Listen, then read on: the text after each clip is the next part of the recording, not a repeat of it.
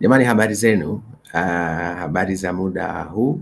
Mimi ni ndugu Humphrey Polepole na nilikuwa nimewajulisha leo nitazungumza mambo kadhaa. In fact, nilipoyaorodhesha watu wameniambia yako mambo 17 na nataka nitumie lisali moja tu kumaliza yote. Kwa kweli Mungu akatutangulie. Cha kwanza nilipenda ifahamike, unajua mwaka 2015 ulikuwa mwaka ambao watu wema walifanikiwa kufanya mapinduzi dhidi ya watu wabaya. Na ninaposema watu wabaya namaanisha CCM mtandao. Na napenda sana ninapokuwa nikieleza mambo haya wana CCM wote nchini Tanzania wafahamu, mimi na wao wana CCM wale wa kweli wa imani tuko kitu kimoja, isipokuwa chama chetu kimevamiwa na wahuni. CCM mtandao, genge, kundi ambalo lilifanya mapinduzi mara ya kwanza mwaka 2005 na limekuwa likipambana kushika mamlaka ya Jamhuri ya Muungano wa Tanzania ili watumie chama chetu kuidhibiti serikali ili waweze kudhibiti rasilimali za nchi yetu kwa manufaa yao binafsi, wao, familia zao na watoto wao. Na hili jambo linafahamika ndani ya CCM. Na mimi nimejifunza sana kuhusu jambo hili kwa muda mrefu. Sikubaliani nalo. Ninaamini Chama cha Mapinduzi ni chama cha wanachama ambacho kinashughulika na shida za watu. Msingi wake ni watu. Msingi wa uongozi wa CCM ni haki na kuheshimu watu. Genge hili halina heshima kwa watu. Halina heshima hata kidogo kwa watu. Ni genge linaloongozwa katika msingi wa ubabe. Ndiyo, mimi sikubaliani nalo. Najua watu wengi wanaliogopa genge hili kwa sababu kama una maslahi fulani kwenye nchi yetu hapa, hawashindwi kukufikia na wanaweza kukushughulikia kwa namna zinazoonekana kwa macho, za sirini, lakini pia hata nguvu za giza. Hawa wana mbinu zote. Kwa nitaka niwaambieni kwamba adui yetu mkubwa ni CCM mtandao, genge la watu wahuni ambao wanataka kushika nchi hii na hatima yake kwa maslahi yao binafsi. Tukatae wakati wote sisi kama taifa ambalo hatuna nchi nyingine isipokuwa Jamhuri ya Muungano wa Tanzania. Sasa la kwanza nilisema nimseme Rostam. Rostam bwana hawezi kukwepa kuondoka katika lawama kubwa katika nchi yetu ya Tanzania. Rostam huyu hata chama kilipoharibikiwa sana mwaka 2011 tathmini ilipofanyika na mzee Wilson Mkama, nitakuwa namtaja mpaka yeye atakapokuja kukana kwamba ndiye aliyekuwa katibu mkuu aliyotusanua mara ya kwanza kwamba tunaliwa na kundi hili la mtandao, akatengeneza taarifa ya kina ya kukifanyia mageuzi Chama cha Mapinduzi. Mageuzi hayo hayakuwezekana, yakawekwa kando na katibu mkuu akaondolewa, ndugu Wilson Mkama. Yeye anajua historia vizuri sana. Na nafikiri katika baadhi ya vitu vimemfrustrate kweli mzee Mkama, ni kazi ile nzuri alitaka kuifanya na hakuweza kuikamilisha. Sasa kundi la mtandao likaendelea. Mwaka 2015 likataka kuweka mtu wao. Na lilivyo na tabia za kihuni kundi la mtandao, linaweza likaweka mgombea ndani ya CCM na likaweka mgombea nje ya CCM. Na hii ni hatari sana. Maana yake mwaka 2015 utakumbuka waliweka mgombea ndani ya CCM, wakina mzee Mkapa wakapambana, tukafanikiwa kumtoa. Lakini wakamchukua wakampeleka katika upinzani, ili kama vipi huku tunakosa tukampatie kutoka upinzani. Lakini hata waliokuwa wamebaki CCM wakafile tena mgombea mwingine wakati ule, na ni sehemu ya kundi la mtandao nitamsema, lakini ameshatangulia mbele ya haki, ndugu yetu Bernard Camillus Membe akagombea ndani ya CCM. Aliposhindwa basi ikawa mtihani hapa na pale na nini, lakini 2020 alijitokeza akataka tena kugombea. Kwa hiyo utagundua ya kwamba watu hawa hawajawahi kuacha kupambana. Magufuli alipoingia madarakani, maadui zake wakubwa walikuwa kundi la CCM mtandao ambao liliamini Magufuli halindi wala kuendeleza maslahi yao ya kubagaza na kubananga nchi yetu ya Tanzania. Sasa tukaendelea hivi. Magufuli amekuwa na mapambano makubwa sana. Ninyi mlikuwa mnamuona mtu hodari mno, mtu hodari mno, lakini waambie Magufuli alipitia wakati mgumu sana kama binadamu, mgumu sana. Na hapa namuomba Mama Janet Magufuli, mama yetu na familia yake wanisamehe kwa sababu ninazungumza mwanafamilia wao, mzazi wao, mume wake, lakini napenda kuwakumbusha na wao wanajua Rais Magufuli alikuwa rais wetu. Sisi wengine alikuwa ndugu yetu na kiongozi wetu, na tumefanya kazi naye karibia kila siku. Kwa hiyo ile share ya Magufuli wote tunayo. Ndio maana hata kwenye kampeni umesikia juzi kwamba hata marafiki alikuwa nao. Bahati nzuri mimi sikubahatika kuwa rafiki wa Magufuli, lakini nilikuwa sehemu ya wasaidizi wake waliofanya naye kazi kwa karibu sana katika kipindi chote cha uongozi wake mpaka alipotangulia mbele ya haki. Kwa naporudia mambo haya siyasemi kwa maana ya kuleta maumivu kwenu, ninasema ili Watanzania wajue kwamba Magufuli alipambana sana. Alitoka hadharani kama mtu imara, lakini ukweli wa mambo ni kwamba alikuwa akiumia sana ndani kwa namna alivyokuwa anahujumiwa. Na waliokuwa wanamhujumu sio wengine, ni CCM mtandao, na wanafahamika. Tumeshawataja mara kadhaa. Mzee wangu Kikwete yumo, Rostam Aziz yumo, mnielewa. Wako hapo. Leo nataka niwatajie hawa wawili, ndio mara nyingi wanaonekana sana, lakini wako kadhaa. Wengine wametangulia mbele ya haki, lakini wako kadhaa. Sawa. Sasa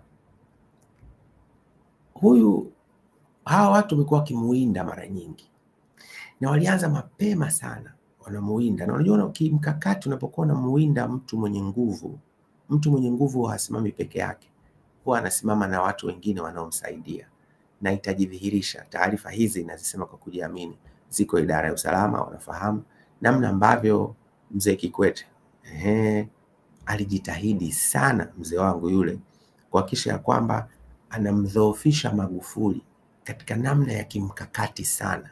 Nitawapa mifano miwili.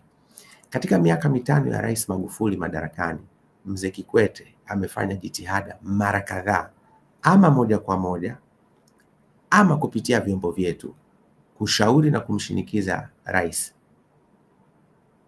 amtoe polepole kwenye nafasi ya uenezi, ujumbe wa kamati kuu na ujumbe wa halmashauri kuu, amtafutie kazi nyingine, kwa sababu eneo hilo alikuwa halimfai, halimtoshi na halitendei haki. Sasa mwenyekiti wa chama ni Magufuli, ndio anayejua wasaidizi wake. Kwa viwango vya Magufuli aliona tunamsaidia, lakini kwa viwango vya mzee Kikwete aliona hatumsaidii Rais Magufuli. Mimi niliwaza sana, kwa sababu mzee Kikwete ni mzee wangu. Nikajiuliza ni kipi ambacho Rais Magufuli anaona ninamsaidia vizuri ambacho mzee Kikwete anaona sikifanyi vizuri. Rais Magufuli alimpuuza mara zote, akaona haitoshi, na alikuwa anajaribu kumpunguza nguvu kwa kumpunguzia nguvu wasaidizi wake. Siku moja, nyinyi mashuhuda, nilikuwa pale Idi Nyundo Temeke, ukumbi wa halmashauri, na fundisha vijana wa chama. Rais Magufuli akaniita, akasema njoo Ikulu. Nikaaga vijana pale haraka, vijana walikuwepo siku ile watakumbuka historia. Nikakimbia mpaka Ikulu ya Dar es Salaam. Nilipofika wakasema amesema nenda nyumbani, kwa maana ya nyumba rais annex. Nikafika, nikakuta yuko pale na wasaidizi wake, akawatoa nje. Ukiingia annex pale akawatoa nje, tukaingia kwenye chumba pale, tukazungumza mimi na ndugu Magufuli. Alizungumza kwa huzuni sana kwamba anahujumiwa. Kipindi kile ikawa imetoka ajenda ya kwamba wanataka miaka ya urais iongezeke kutoka 5 kwenda 7. Rais akasema mtangulizi ananihujumu, anavumisha haya maneno kupitia watu wake ili mimi nionekane nina uchu wa madaraka, kwamba imefika pahala nataka niongeze kutoka miaka 5 kwenda miaka 7 niendelee kubaki madarakani. Mimi sina fikra hizo. Urais ni kazi ngumu. Nitakaa kwa mujibu wa katiba na sitaongeza hata dakika 5. Nitaondoka kwenye kazi hii.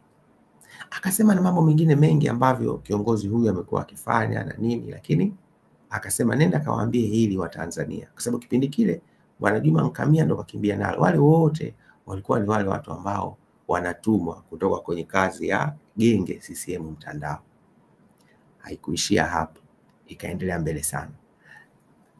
Hata anahamisha serikali kwenda Dodoma. Sasa wale ambao wanaamini katika ulimwengu wa roho, huko nako kuna mapambano makubwa. Hii nitaiacha kwenye familia yake. Alibidi atafute sehemu ambayo angalikuwa na amani ya nafsi, ya moyo, kutoa uongozi kwa Watanzania. Alihamia Dodoma, akikaa kwenye kile kiikulu kidogo alichokiacha Mwalimu Nyerere. Mimi na viongozi wangu wa CCM tumefanya kazi pale chini ya maelekezo yake mara kadhaa, kufanyia kazi mara kadhaa. Akajenga annex hata kabla ikulu rasmi haijakamilika kujengwa. Akahamia Dodoma na kila mtu ahamie Dodoma. Juzi nimesikitika, jana wamefanya kampeni uzinduzi Dar es Salaam, wakati tulishakubaliana kila kitu cha kwanza kinaanza makao makuu ya nchi. Muda unakwenda bwana. Hili jambo moja. Sasa hawa watu wa CCM mtandao wameendelea kumzonga sana Rais Magufuli, wakimhujumu kwa namna yote.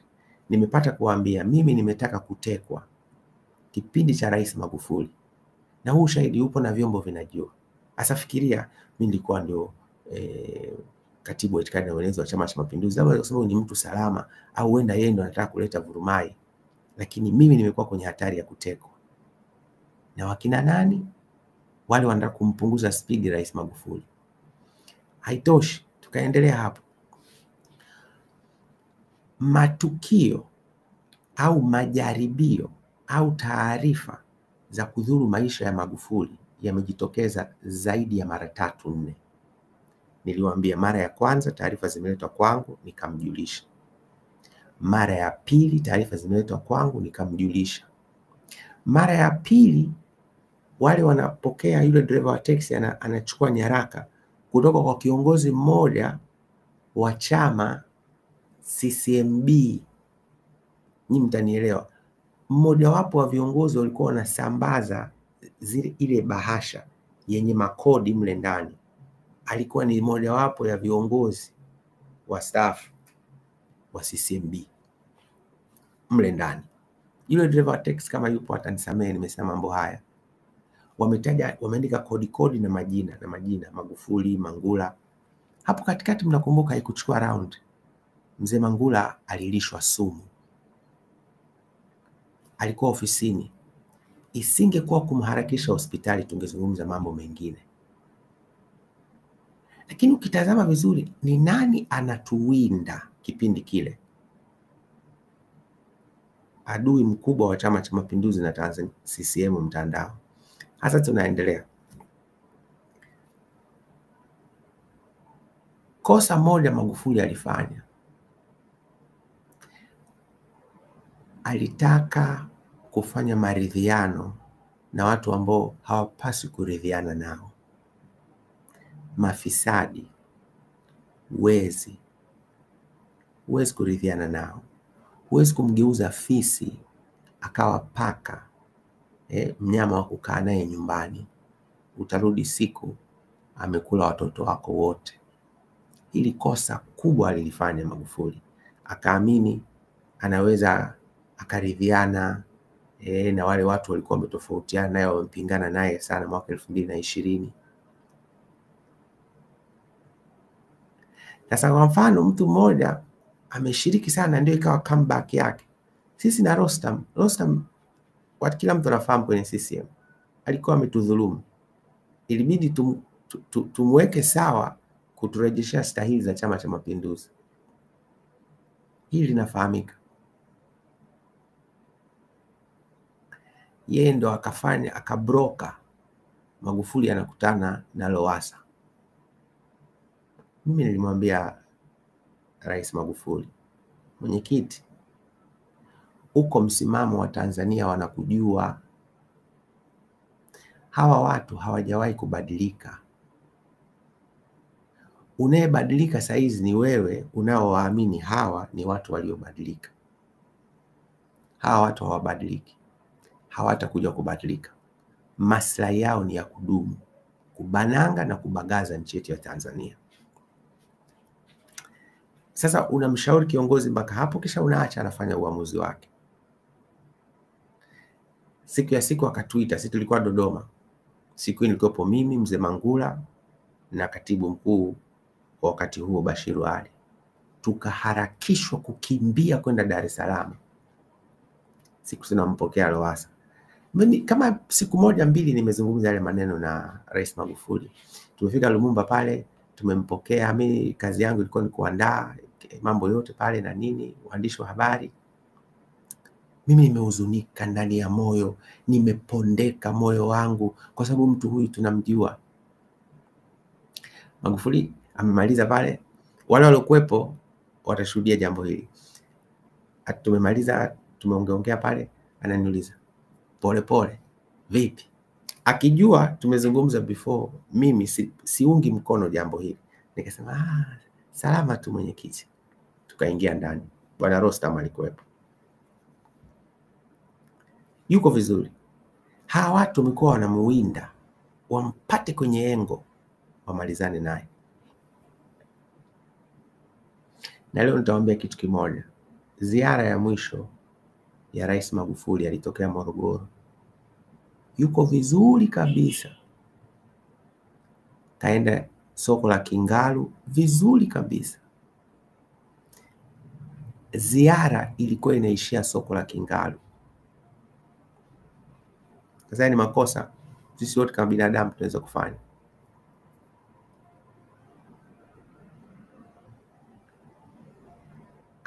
Akasema hapana, tunabaki Morogoro. Akaenda kuzindua viwanda Morogoro. Akamaliza kuzindua viwanda, kimoja wapo kilikuwa cha Rostam. Wale walikuwepo. Yaani kama kuna siku tutaka watu waulizwe maswali, wale walikuwepo pale siku ile, waeleze kuna mazingira very strange yalifanyika siku ile, katika namna ambayo haikuwa imetarajiwa. Baada ya hapo rais anarudi Dar es Salaam, na hiyo ndio ilikuwa safari yake ya mwisho. Mimi katikati hapo nilikuwa Arusha, nikaitwa siku anakwenda kuzindua Magufuli stand ile mabasi ya kimataifa pale Mbezi. Nikatembea usiku, nikaja pale asubuhi Ubungo pale Mbezi, tukazungumza, tukazindua. Tukatoka hapo tukaenda polisi Kurasini, akazindua pale kiwanda cha mambo ya uniform za jeshi la polisi. Hapa nitawapeleka mbele na kurudisha nyuma.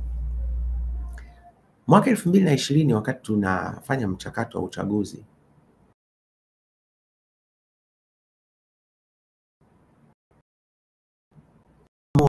kama mitano na lazimika kumsema kipindi hiki, Mama Angela Kiziga. Sasa hivi ukitazama kokote rais anakwenda, yule mama yuko pembeni, mbunge wa Afrika Mashariki, lakini yupo kwenye ofisi binafsi ya rais.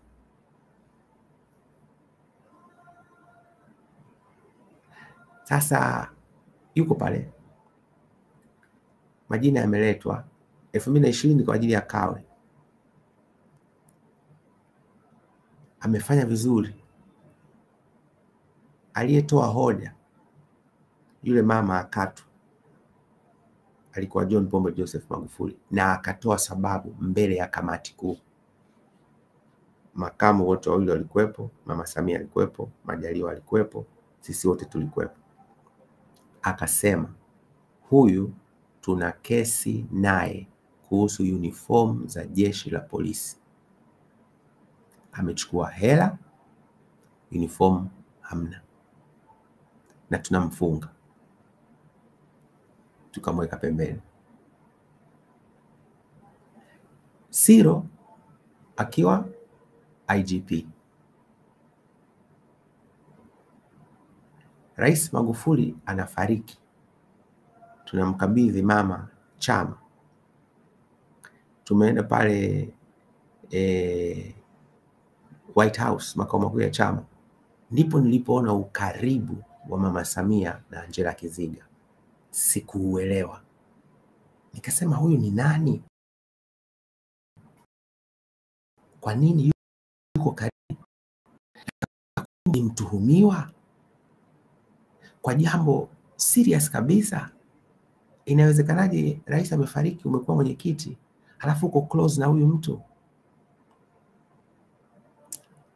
Ni mtihani.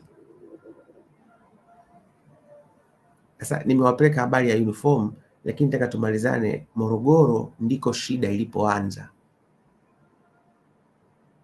Morogoro ndiko shida ilipoanza ya Rais Magufuli. Alipokuja Dar es Salaam, tumesema tumeenda Magufuli stand, tumekwenda polisi pale Kurasini, ninaieleza habari ya Angela Kiziga. Tunatoka polisi Kurasini, tunakuja Channel 10, tunazindua Channel 10 ofisi, anakuwa na mkutano wa hadhara Mnazi Mmoja, anafungua soko pale Kisutu.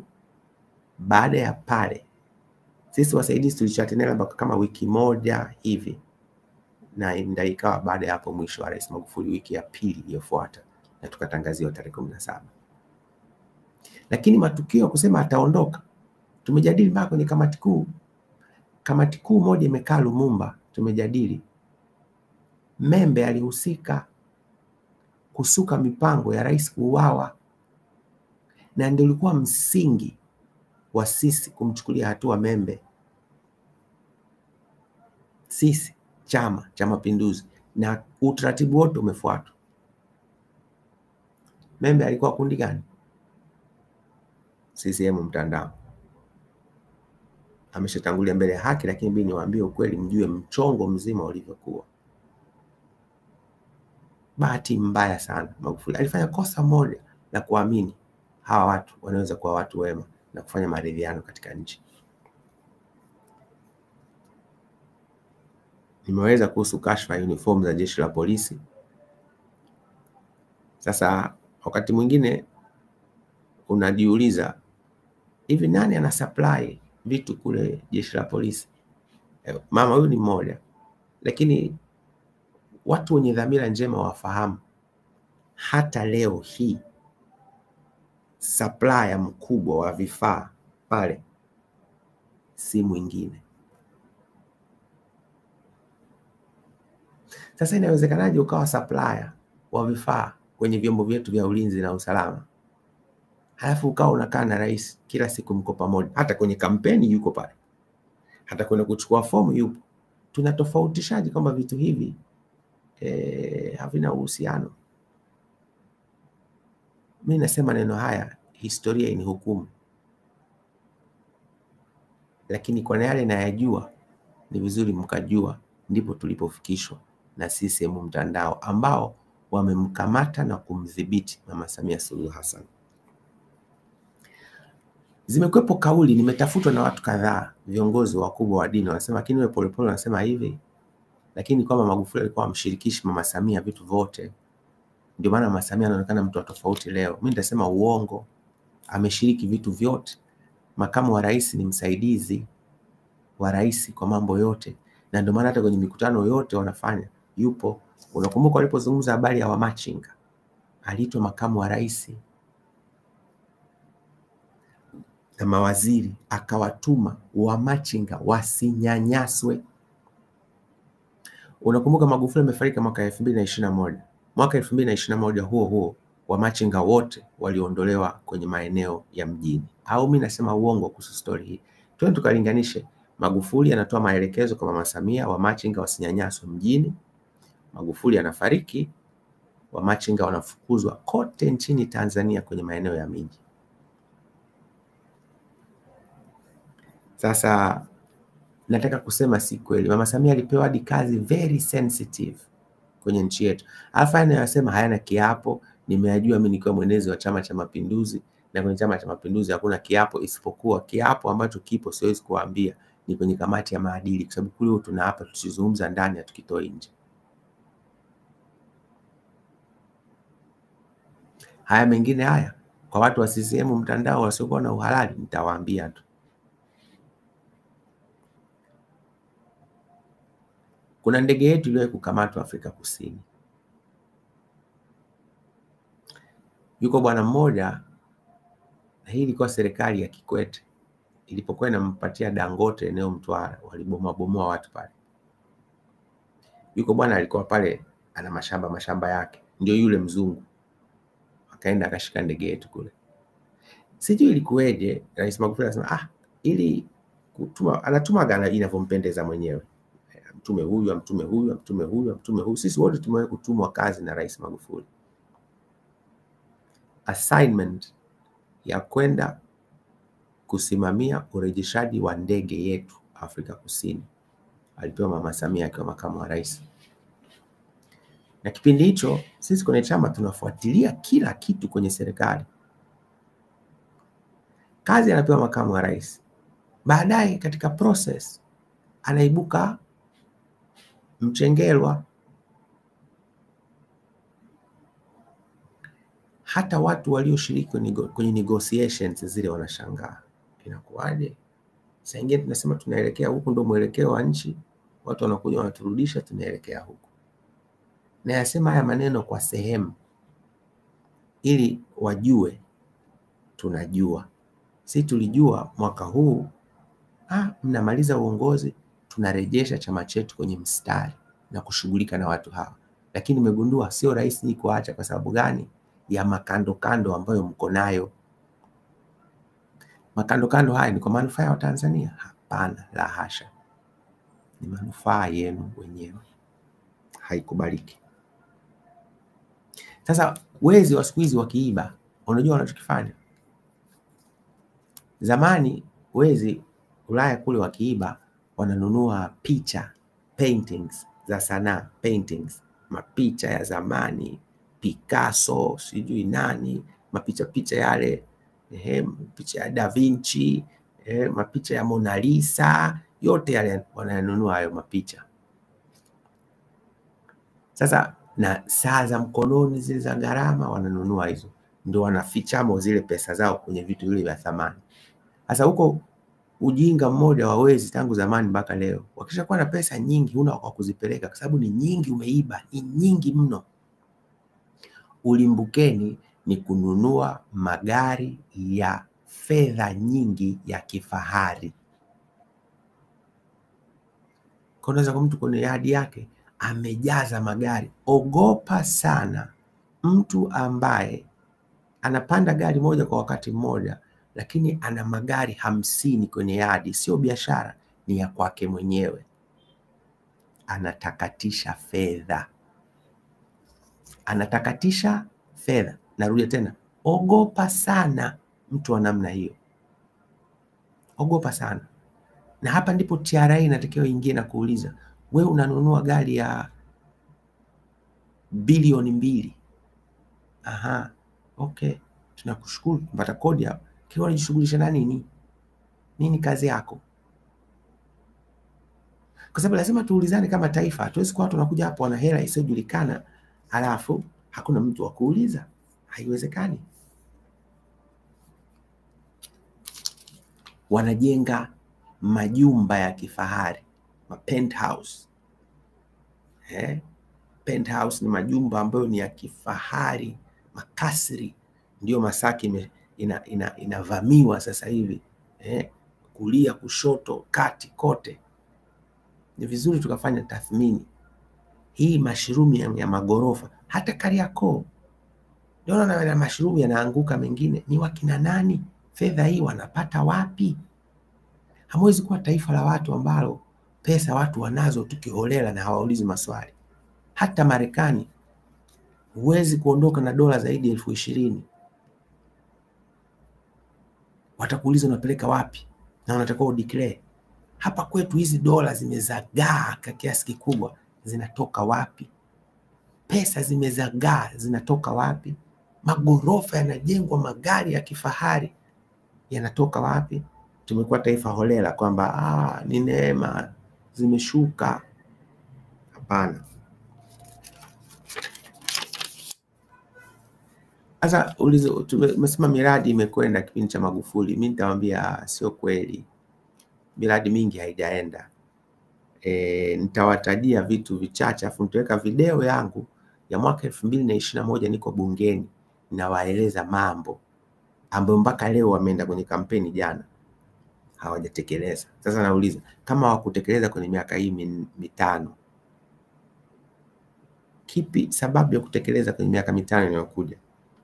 Gridi ya taifa ya maji tumezungumza kipindi hicho, niko kwenye chama, tumeshaipanga iwepo, na mimi nikaingia bungeni nikatoa mchango wangu kuhusu gridi ya maji ya taifa. Naona imeingia kwenye ilani 2021 ikiwezekana, 2022 ikiwezekana, 2023 ikiwezekana, 2024 ikiwezekana, 2025 ikiwezekana, kuunganisha maji ili gridi ya maji iwe kama gridi ya umeme, yakikosekana huku yanatoka huku, yakikosekana kule yanapatikana huku. Tupewe sababu hili litakiwa lifanyike katika miaka hii mitano, kwa nini halikufanyika? Unajua story ya bwawa la Mwalimu Nyerere litakuwa likamilike 2021. Lakini ulikuwepo mchezo pale, yuko waziri mmoja alikorudi na mkandarasi, akawa anazungumza moja kwa moja na mkandarasi, anaruka mpaka mshauri mwelekezi tuliomweka wenyewe. Na pale tuna mgogoro, tutadaiwa deni kubwa. Siku moja nchi hii wenye haki watakapokuwa wameshika mamlaka, zile pesa zote zirudishwe. Sio madai halali, ni deni la kutengenezwa. Hata kuchelewesha ule mradi haikuwa kwamba kuna matatizo, sijui winchi ya tani 27 pale, kuna winchi zinabeba tani 100. Tunadanganywa hivi. Mimi kuna kipindi mwaka 2021 nikamfuata mkurugenzi wa usalama, nikamwambia nimetafuta mtu wa kumwambia kuhusu jambo hili, tunahujumiwa bwawani, tafadhali tazama jambo hili.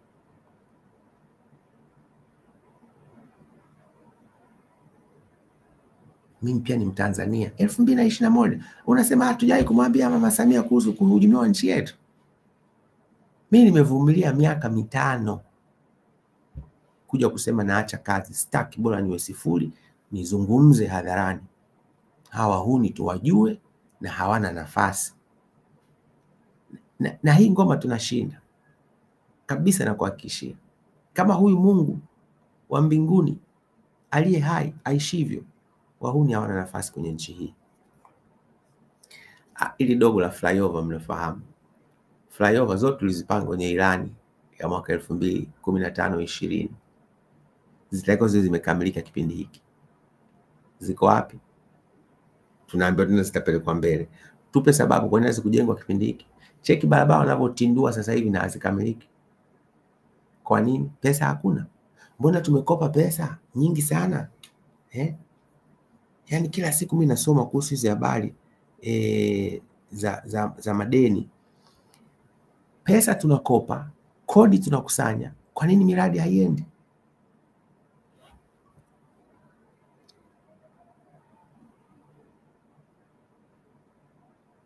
Hii habari ya wakulima tumeongeza bilioni 200 mpaka bilioni 900. Waulizeni wakulima, si mnazunguka huko. Mimi nitawaambia mambo mawili tu machache. Hapa nchini kuna viwanda vya kuzalisha mbolea. Sasa hivi vile vya uhakika tuna Minjingu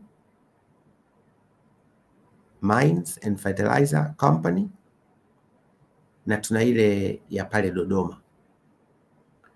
Ujazi wao wakizalisha mbolea za aina zote ni 1,000,000 metric ton. Mahitaji yetu ni kama 800,000 metric ton. Najiuliza swali, kwa nini tunaagiza mbolea kutoka nje?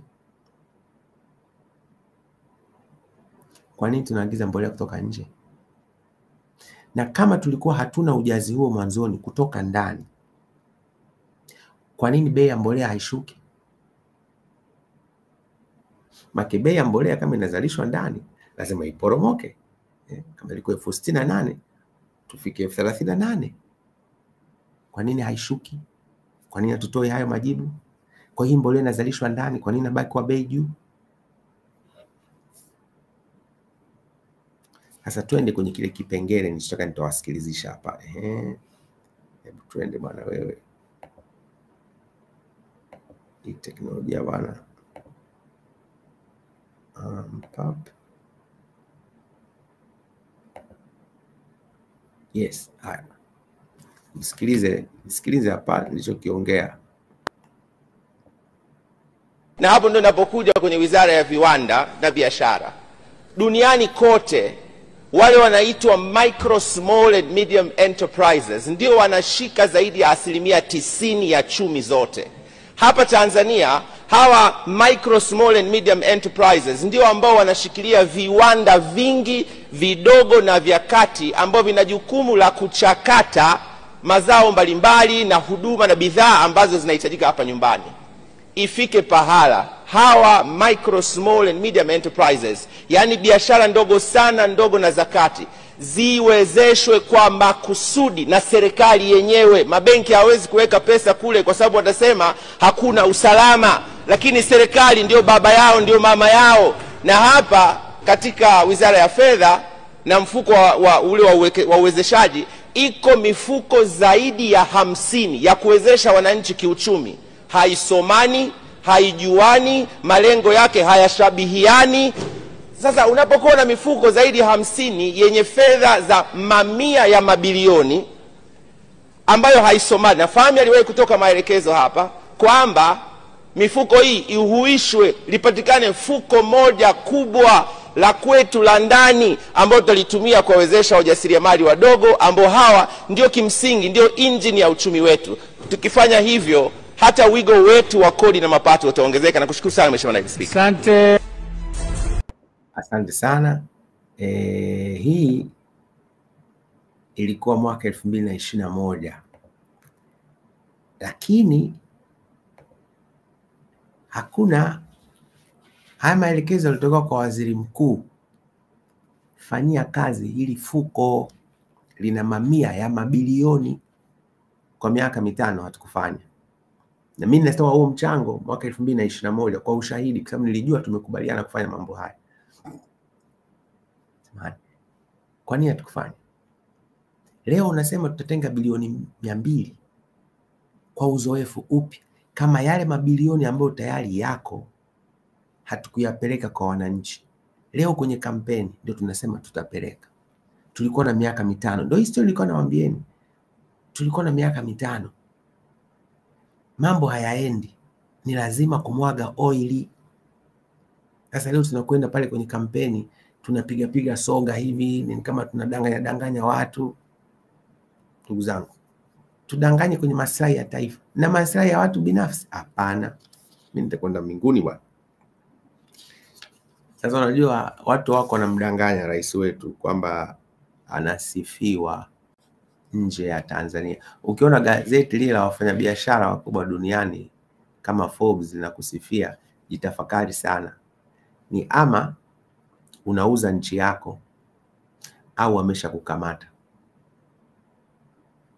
Nitakupa mfano mdogo.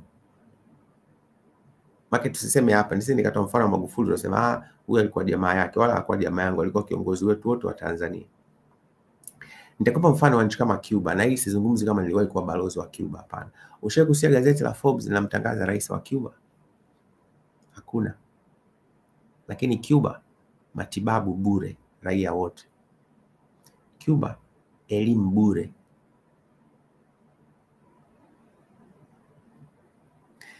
Na hapa narudi tena kwa Rostam. Cuba mtungi wa gesi ya kupikia wa kilo 20 unauzwa shilingi 2,000 za Tanzania. Mtungi wa kupikia wa gesi wa kilo 20 unauzwa shilingi 2,000 za Tanzania. Na hawana gesi hawafanyi hii mambo ya LPG pale Cuba. Nao wanaagiza kutoka nje. Nimesoma kabla. Yale ya siri sitawaambia. Lakini unajiuliza kama hawa wameweza, hivi sisi kwa nini kamtungi ka kilo 15 kauzwe 56,000 mpaka 60,000? Mimi roho inaniuma. Nasema no, hatutendi haki kwa watu wetu wa Tanzania. Kwa nini tunawaibia? Kwa nini hatutendi haki? Ni biashara za watu. Leo Rostam katika biashara, ukiacha biashara za madini zote kule ameshatupiga kila pahala, ana kampuni yake ya Taifa Gas. Naye anasambaza mitungi ya gesi.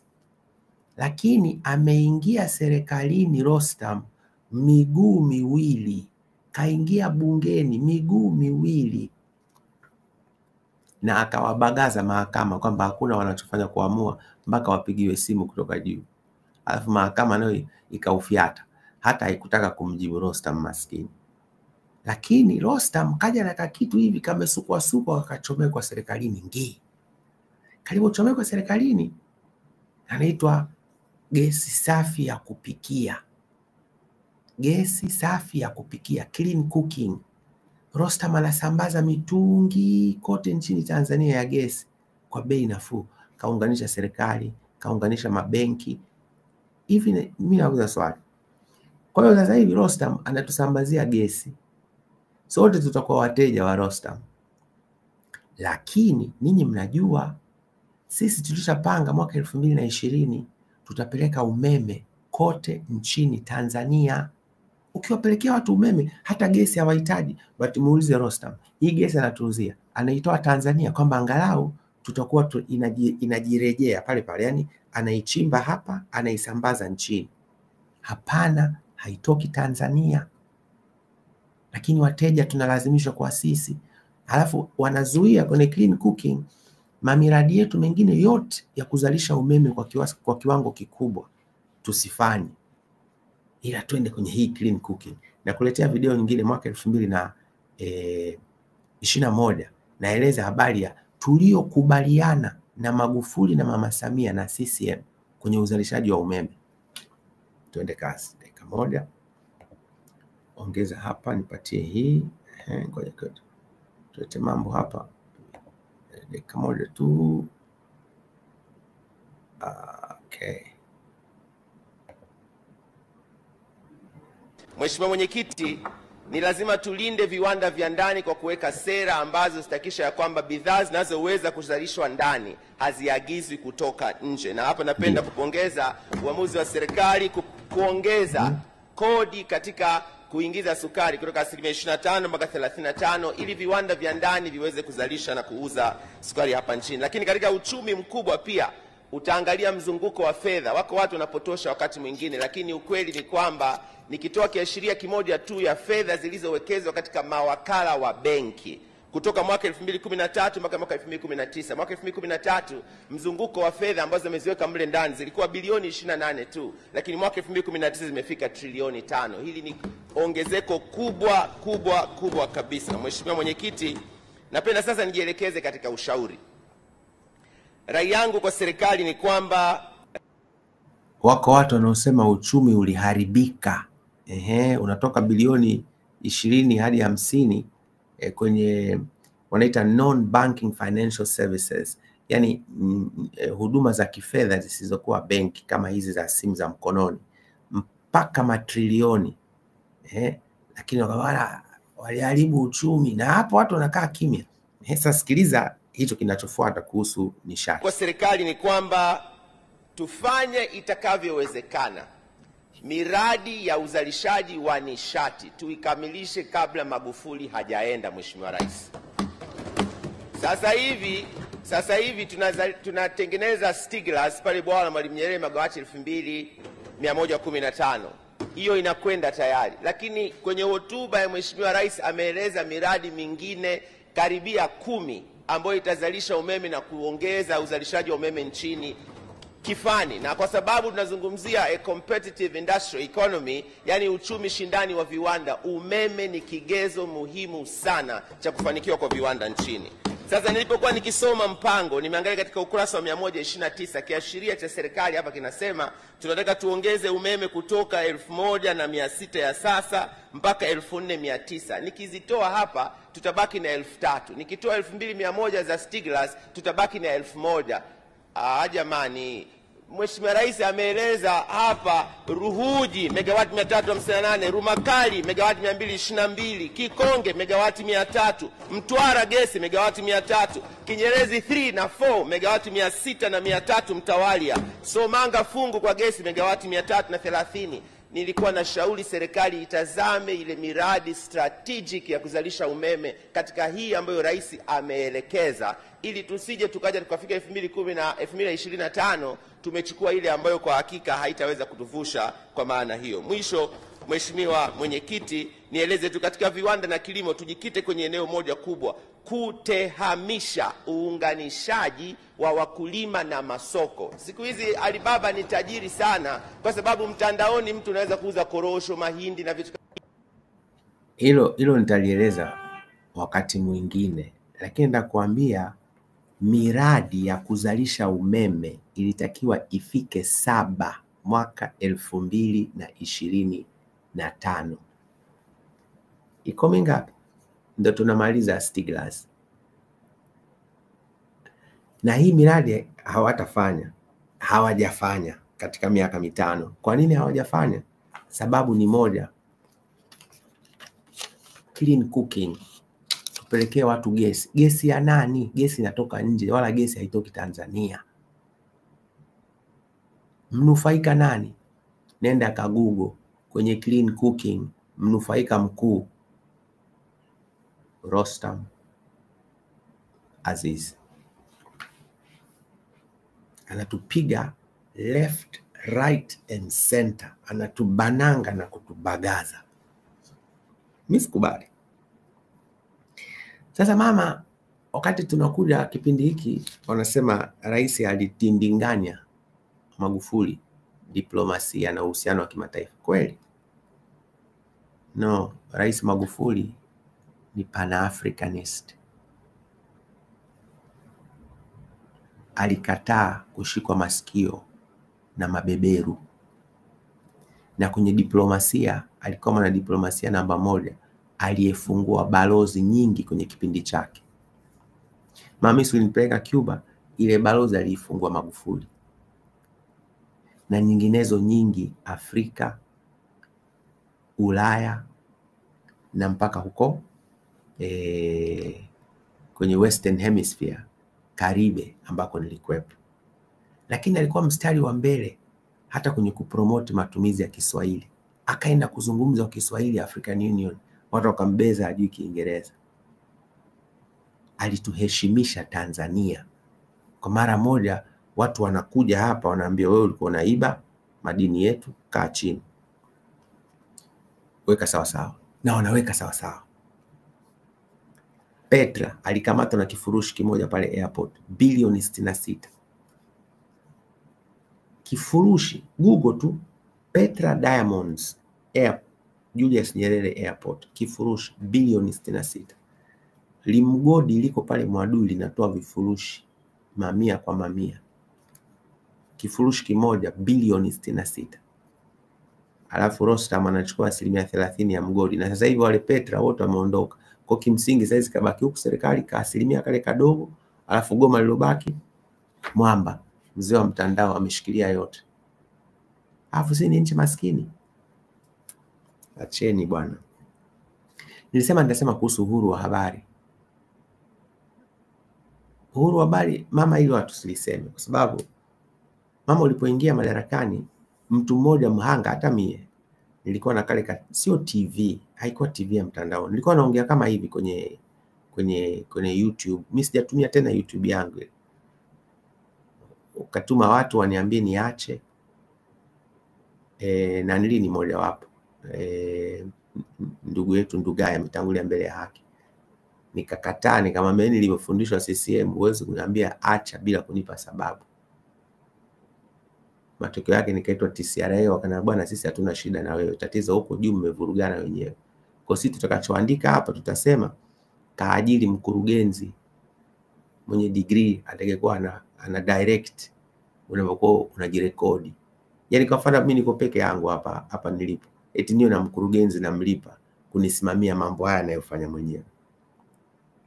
Ndio maana mimi sishangai, mimi ambaye wala hii sio ajira na lazimika niongeze na ajira nyingine, ndio mnaenda kukamata hadi mawinga mnataka walipe kodi, na watu wa mtandaoni nao walipe kodi. Nauliza kule kwenye madhahabu, kule kwenye makaa ya mawe, hawa wanatakatisha pesa mjini, hawa wanalipua majengo mengi, hawa na magari ya kithamani na kifahari, hawa wanacheza makamari, mmemaliza kuchukua kodi kutoka kwa hao?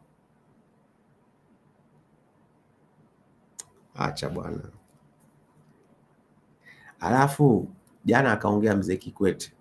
Mzee Kikwete na hoja zake mbili hapa. Mzee Kikwete hata mimi namhurumia. kwa sababu yeye hajui mambo ya uchaguzi ya chama. Unajua hasara moja CCM mtandao walifanya ni kutekeleza maelekezo ya Mungu kunipeleka kwenye CCM na kwenye serikali. Kwa kweli hapa hamkupiga akili vizuri, kwa sababu mimi mliponipeleka kule sikwenda kufanya maigizo. Nakumbuka siku ile umeniteua Mzee Kikwete tarehe 16 ya mwezi wa 4 mwaka 2012. Ukampigia simu, nilikuwa Segerea nyumbani kwetu, baba alikuwepo na mama alikuwepo. Ukaniambia nimekupa hiyo nafasi ili uende ukajifunze kuhusu nchi yako. Sio nikapate posho, sio nikafanye uchawa.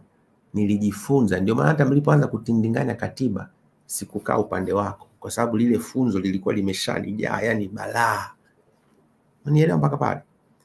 Sasa kuhusu utaratibu mliotindinganya Januari mwaka huu, angekuwa ana uthubutu wa kuzungumza, ningewaambia hivi, kwa sababu yeye ndio mwalimu wa wengi kwenye CCM kuhusu mambo ya uadilifu, kuhusu mambo ya maadili, kuhusu mambo ya miiko ya uongozi.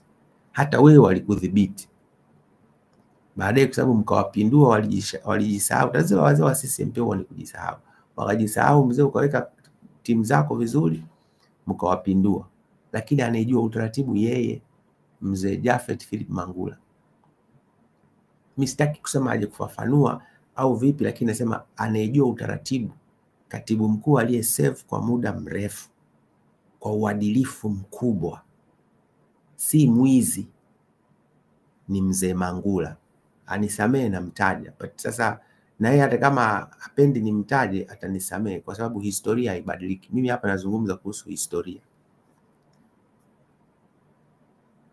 Akienda kubadilisha maneno haya na yasema, mimi sitamshangaa, ila nitakachosema ile mbegu walishapanda ndani yangu ndio kosa walilofanya. Hairudi nyuma hii. Ni hasta la victoria siempre. Ni moja kwa moja mpaka ushindi wa kukomboa hatima ya nchi yetu ambayo inabanangwa na kubagazwa na kundi la mtandao na walioshika hawa viongozi wetu wa Chama cha Mapinduzi. Haya. Kujibu hoja kidijitali kwamba wataanza kujibu wananchi hoja kidijitali. Uongo, hawamaanishi. Nitakupa mifano miwili. Baada ya kushinda uchaguzi mwaka 2020, umeelewa? Alafu watu wengi wamekuwa wanauliza ule uchaguzi, ule mfumo niliowaambia wa CCM haukuwa umeanza kutumika kwa sababu ulitakiwa kwanza ujazwe data. Na zoezi la kujaza data limefanyika mwaka 2021 mpaka mwaka 2024.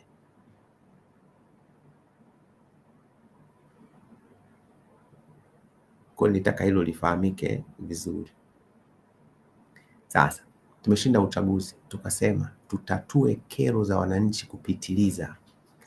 Kwa mimi nilipewa kazi pale kwenye chama ya kusikiliza kero siku ya Alhamisi Lumumba, ofisi za chama, ofisi ndogo ya chama Lumumba. Jumapili Dodoma. Jumamosi kulikuwa kuna kipindi kinaitwa Papo kwa Papo. Nakaa pale kwa masaa matatu. Wananchi wanapiga simu, unasema unatupigia, tunawapigia, tunaitatua kero yako. Watanzania mmesahau kitu hiki, papo kwa papo.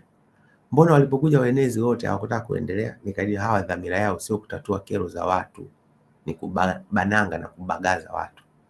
Pale Lumumba nilikuwa nasikiliza kero Alhamisi saa 8 mchana mpaka siku ya Ijumaa saa 8 mchana. Hakuna kukaa kwenye kiti. Tumesimama kutatua kero masaa 24. Naanza na watu 1000, saa 8 kesho na mmaliza mtu wa mwisho. Watanzania wanajua. Nyinyi katika miaka 5 hata kero mlikuwa mnatatua, hata kwenye mikutano ya rais mlikuwa mnakataa kusikiliza wananchi. Haya. Kuna kidijiti mnasema.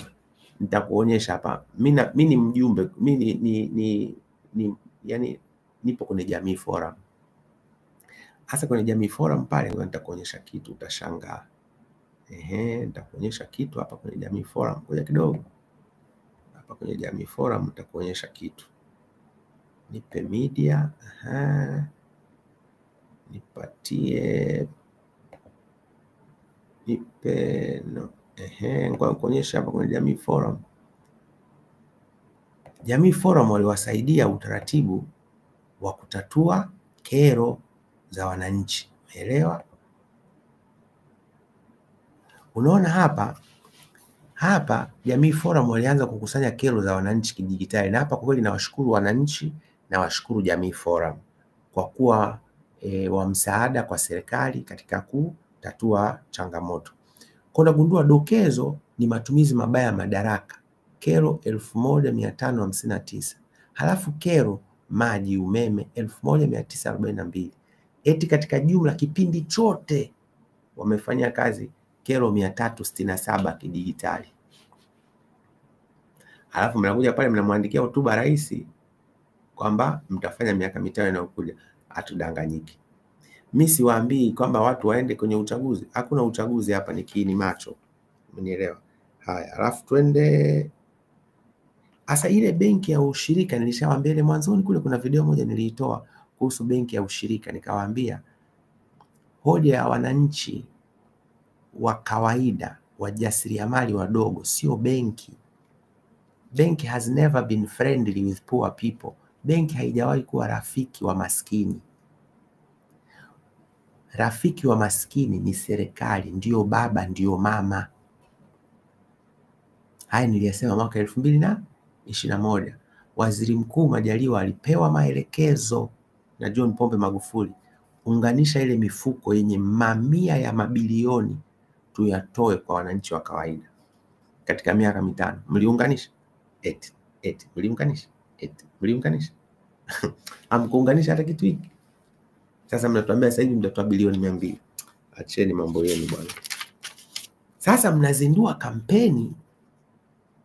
Sasa nataka niache ile la deni, na nataka nilipeleke kwenye session inayofuata ili leo tusitumie zaidi ya risali moja. Lakini hivi unaendaje kwenye kampeni? Neno ufisadi, kupiga vita ufisadi halisikiki. Kupiga vita rushwa halisikiki. Kutetea haki za wanyonge halisikiki. Kuboresha ufanisi wa serikali ili utoe huduma bora kwa wananchi halisikiki. Uwajibikaji wa serikali. Nimalizie na mfano mdogo. Mkuu wa mkoa wa Kilimanjaro, ndugu yetu Babu, mtoto wake ameumwa dharura, kavaa zake sijui kanzu na kofia, kaenda hospitali ile sijui ni Mawenzi. Kafika pale wamemweka benchi. Si hawajajua mkuu wa mkoa, wamemweka benchi masaa kadhaa, imemuuma vibaya mno. Baadaye wanapiga simu kwa katibu tawala mkoa, "Oya, hao wameniweka benchi, vipi bwana, chukua hatua." Alikipata cha moto. Ilikuwa ni uthibitisho kwamba ufanisi wa serikali sasa hivi ni almost sifuri. Huu uchaguzi hamna, ni kiini macho.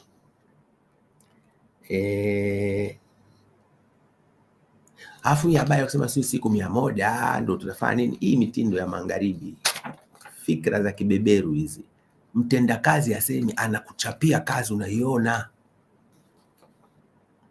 Natupatia afu ACT bwana, wale waacheni. Wamesema jibu, nikaona na Chauma wamejibu, wale wote mipango ya kando ya CCM. Na wangekuwa wale wanaunga mkono uchaguzi huu ni batili, wasingeshiriki kwenye uchaguzi. Lakini wanashiriki kuhalalisha ushindi haramu wa Chama cha Mapinduzi, na hawa wana mtandao. Alafu mzee Kikwete kuhusu hela za corona, nimalizie kama hivi. Hela za corona mwaka 2021, wewe ulikuwa rais mstaafu na ninakuheshimu sana, ila mimi ndio nilikuwa mwenyekiti wa kamati ya utawala na serikali za mtaa, ndio nilipitisha kwa mkono wangu pale bungeni trilioni 4.